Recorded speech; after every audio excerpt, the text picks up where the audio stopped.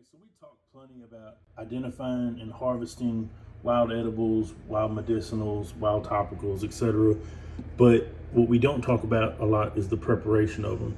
So right now, I'm going to go through basically what I did. I got a bunch of chicken of the woods today. That's basically what most of the chunks look like, about that size.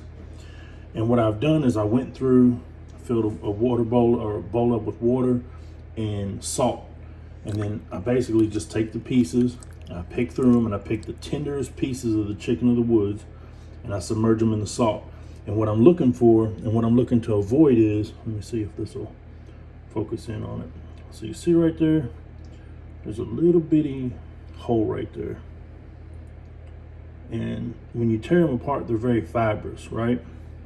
So these little holes make me nervous because I've gone through them before and cleaned them out and found little creepy crawlies in them.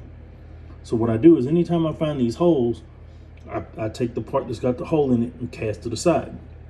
The other thing is the part where the chicken of the woods is actually growing out of the wood itself.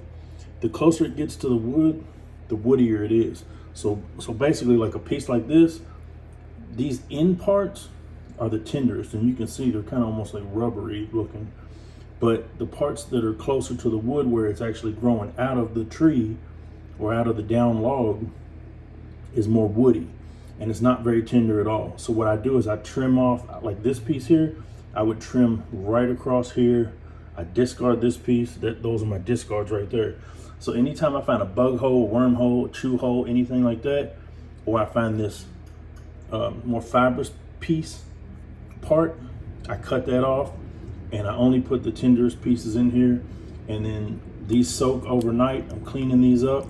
I'll let them soak overnight. I'm gonna dry them out, go through, shred them up even more, make sure there's no bugs.